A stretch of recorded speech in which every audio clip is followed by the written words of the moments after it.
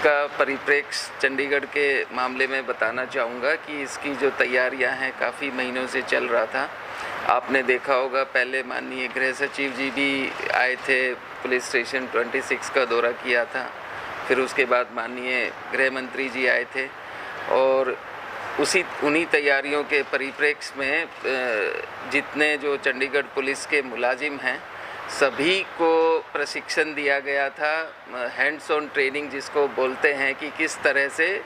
तीनों नए कानूनों के तहत जो तकनीकी संवर्धन, टेक्नोलॉजिकल स्किल अपग्रेडेशन जो हुआ है उसके बारे में जो हर एक एस्पेक्ट है। जैसे अगर आप डेमो देखते हो तो किस तरह से कॉल आती है, फिर जो कॉल डिस्पैचर है, जो महिला कर्मी है वो कॉल डिस्पैच कर रही है, फिर बताती है कि भाई और किस किस को सूचना देती है, चाहे वो एफएसएल हो, क्राइम टीम हो, पुलिस स्टेशन हो। उसके बाद आईओ मौके पर आता है, एफएसएल की टीम भी मौके पर आती है। और जो मैंने शब्द इस्तेमाल किया तकनीकी संवर्धन, माने जो हमारे इन्वेस्टिगेशन ऑफिसर हैं, हिंदी में कहें तो अन्वेषण अधिकारी हैं, उनको जो प्रशिक्षण दिया गया, जो हमारे यहाँ आरटीसी है और बाकी जो बीपीआरएनडी के प्रशिक्षण संस्थान है, बाकी जो केंद्रीय प्रशिक्षण संस्थान है, एनआईसी की जो टीम है चंडीगढ़ की, सभी ने मिलके हर एक एस्पेक्ट जो होता है पुलिसिंग का, टेक्निकल एस्पेक्ट जो होता है पुलिसिंग का, उसमें सभी की टेक्निकल जो स्किल्स है उनके बारे में अपग्रेड किया गया। टेक्निकल स्किल मैं इसलिए शब्द इस्तेमाल कर रहा हूँ जिस तरह से जो तीनों कानून में भारतीय न्याय संहिता, नागरिक सुरक्षा संहिता और साक्ष्य अधिनियम, इन तीनों कानूनों में जो साक्ष्य पर जो बल दिया गया है और साक्ष्य भी वैज्ञानिक पद्धति से इस्तेमाल किया जाए और तकनीकी जो टेक्निकल स्किल के साथ इस्तेमाल किया जाए और इकट्ठा किया जाए। इसका उद्देश्य ये है कि देखिए, अगर आप साक्ष्य सही ढंग से, सच्चाई से, पारदर्शिता से और वैज्ञानिक पद्धति से इकट्ठा करते हैं तो उसका जो रिजल्ट है वो हमेशा सत्य आधारित होता है, उसमें कमी की गुंजाइश कम होती है। जब जल्दी से इकट्ठा किया जाए, समय पर इकट्ठा किया जाए और उसकी प्रिजर्वेशन जो है बिल्कुल इंटैक्ट रहती है, तो जो साइंटिफिक कलेक्शन ऑफ एविडेंस है उसकी कोर्ट में स्क्रूटनी के टाइम में, ट्रायल के टाइम में जो सत्य के जितने मापदंड है उन पर खरा उतरने की जो संभावनाएं ज़्यादा होती है। जब खरा उतरने की संभावनाएं ज़्यादा होती हैं तो उसका परिणाम या रिजल्ट ये होता है कि पुलिस अन्वेषण की जो कन्विक्शन रेट है, जो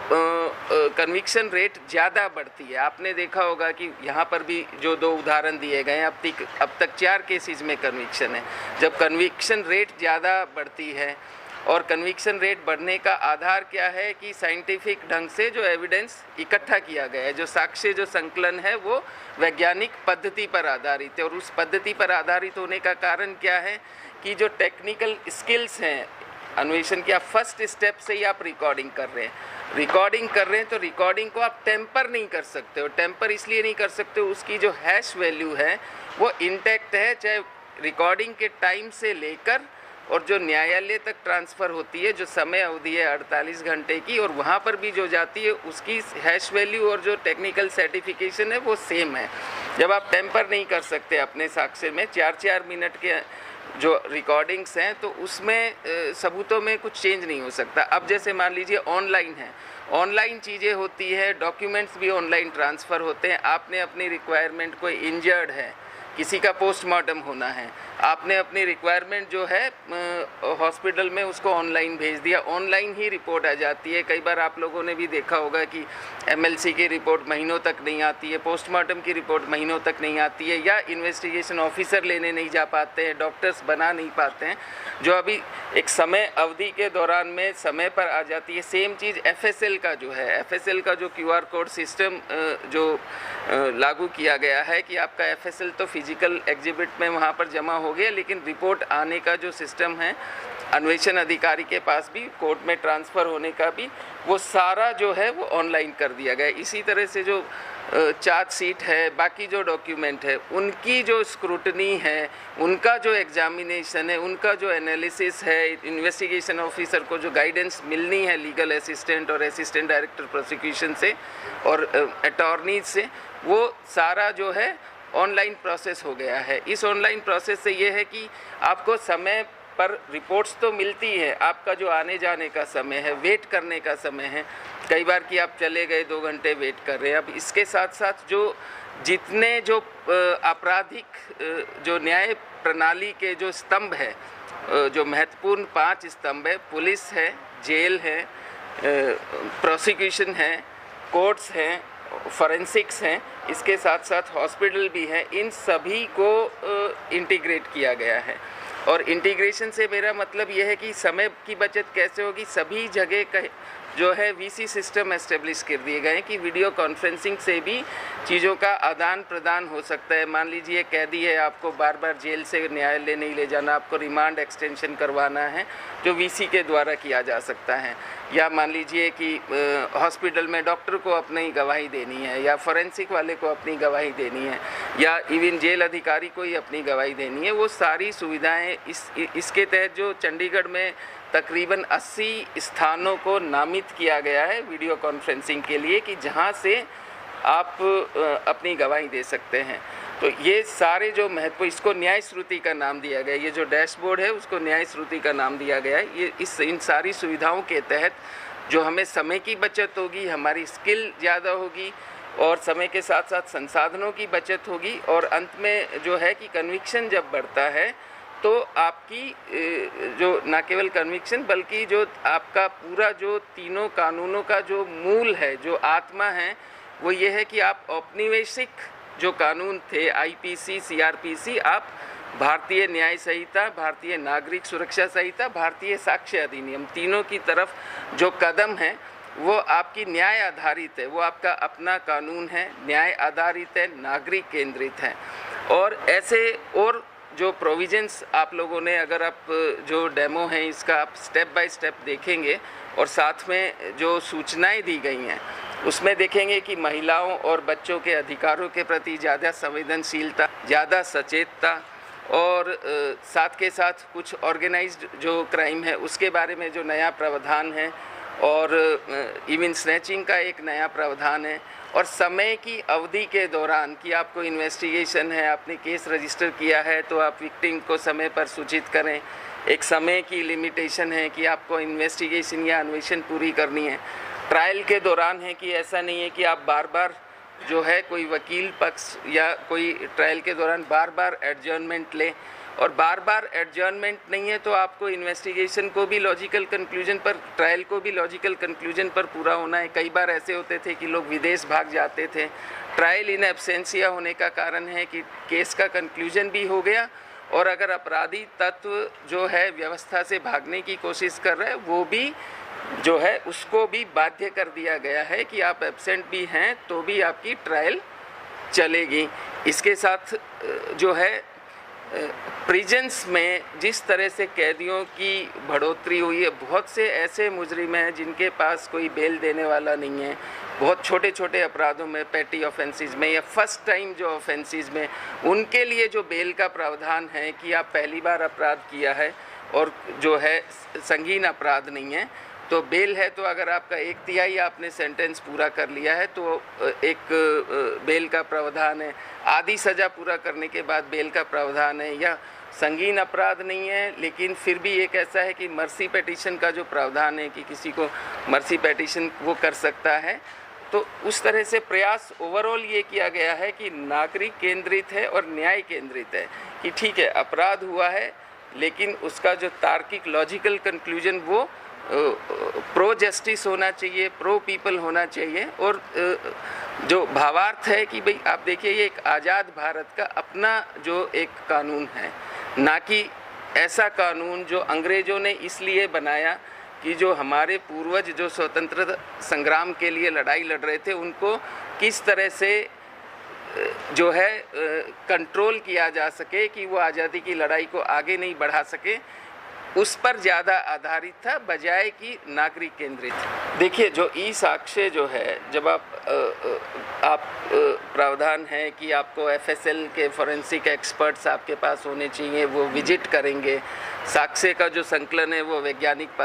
पद्धति आधारित है। महिलाओं बच्चों की बात करते हैं तो उनका कब स्टेटमेंट लेना है वो एक अनिवार्यता, उसके लिए समय अवधि। तो ये स्टेप बाय स्टेप जो इन्वेस्टिगेशन के प्रोविजन है वो इसलिए हैं कि समय समय के अंदर पूरा हो जाए, और समय के अंदर पूरा होने के साथ साथ जो मैंडेटरी स्टेप्स हैं कि रिकॉर्डिंग ऑफ द स्टेटमेंट किस तरह से होना चाहिए, मेडिकल एग्जामिनेशन कैसे और कब होना चाहिए, और साथ के साथ जो आपने बात करी कुछ ऐसे प्रोविजंस जो पहले नहीं थे।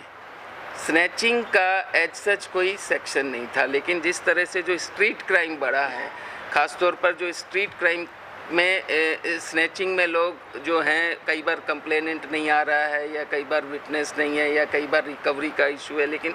और प्रोविज़न एज सच नहीं था। आप 2 सेक्शंस को मिला के आप करते थे, तो इसका specific provision, mob lynching, organised crime,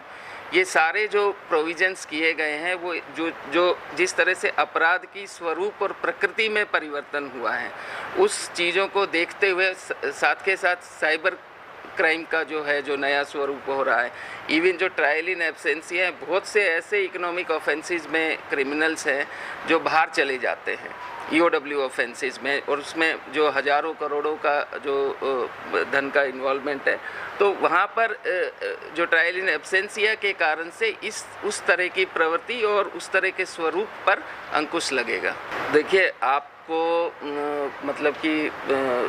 ये बात मैं शेयर करना चाहूँगा कि जिस कॉन्फिडेंस के साथ मैं यहाँ कह पा रहा हूँ,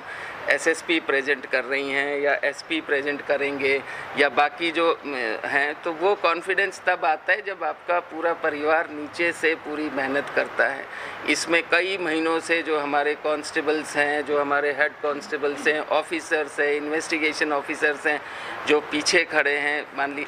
हमारी जो कंप्यूटर ब्रांच है, CCTNS में जो लोग काम कर रहे हैं, उनकी ट्रेनिंग, उन्होंने NIC से ट्रेनिंग ली, हैंड्स ऑन ट्रेनिंग, हर एक थाने में जो CCTNS का स्टाफ है, क्योंकि अल्टीमेटली फील्ड पर काम करने वाले अधिकारी वो हैं, और अन्वेषण अधिकारी जब फील्ड पर जाता है, PCR का स्टाफ है, PCR का स्टाफ कॉल रिसीव करता है, FSL जो है, CFSL की जो टीम है, उन्होंने 24/7 अवेलेबल रहें टीम्स, जो CFSL की जो निदेशिका महोदया हैं, उनका जो सहयोग है, NIC के जो है, साथ के साथ प्रशासन में हमारे बाकी साथी जो हैं, जो और प्रिजन्स में जो सुविधाएं हैं, इवन जो हमारी जो डिस्ट्रिक्ट लेवल जुडिशरी के जितने भी जो जुडिशियल ऑफिसर्स हैं, सभी का सहयोग, क्योंकि आप कोशिश कर रहे हैं कि सारी चीज़ें एक साथ हो जाएं, और एक साथ जब जो बीज बोया जाता है तो वो हम जो आप तो पौधा देख रहे हैं, लेकिन उसके पीछे जो मेहनत है, सिंचाई है, वो हर एक constable, head constable, inspector, sub inspector, सभी ने मिलके इस मामले में पूरा प्रयास किया, जिसको आप यहाँ पर देख रहे हैं। और उसके पीछे जो इवन जो SP हेडक्वार्टर्स है, जिनका जो दमन में ट्रांसफ़र हो गया है, केतन बंसल, उन सब ने जो उनका जो कंट्रीब्यूशन है, बाकी सब मिलके जो है वो चीज़ हम आपको प्रस्तुत कर पाए, जो आज मैं जिस आत्मविश्वास के साथ, और SSP कंवर है कि इन्होंने सब ने मिलके दिन रात जो है ये प्रयास किया कि भाई जितने भी स्टेप्स हैं, जितने भी आपराधिक न्याय व्यवस्था के जो स्तंभ हैं, उनके साथ आपस में एक सामंजस्य स्थापित हो और समय अवधि के तहत प्रयास किया जाए। चुनौतियां रहेंगी, चुनौतियां हमेशा रहेंगी। आप जब एक कोई रचनात्मक, सकारात्मक, नवीन चीज़ आती है, और जब आप एक ऐसे माइंडसेट जो औपनिवेशिक मानसिकता पर आधारित हो, उस ऐसे कानून को जब आप छोड़ते हैं, क्योंकि देखिए इसलिए हम प्रयास कर रहे हैं कि आप लोग इसको जितना पॉपुलर कर सकें, कि एक वो जो एक माइंडसेट होता है 420 तो ये है, 302 ये है, अब ये एक अलग चीज़ है। लेकिन जो भारतीय न्याय संहिता है और भारतीय नागरिक सुरक्षा संहिता है, भारतीय जो साक्ष्य अधिनियम है, वो हमारी जो विकसित राष्ट्र की जो परिकल्पना है उसको परिलक्षित करता है। We are symbolizing a developed nation. It is the feature of the developed India, which is aspiring to be safe and secure, which is aspiring to take its citizens to a different level by providing a transparent, accountable, responsible, responsive, honest police administration. Exact करीबन 11:30 से ज़्यादा, 1150 से ज़्यादा हो चुकी है। हाँ जी, हाँ जी।